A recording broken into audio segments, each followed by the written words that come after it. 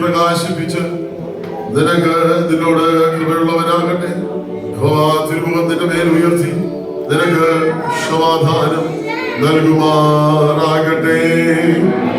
ആകാശവും ഭൂമിയും സൃഷ്ടിച്ച അത്യുന്നതനായ ദൈവത്താൽ നാം അനുഗ്രഹിക്കപ്പെട്ടവരാകുന്നു.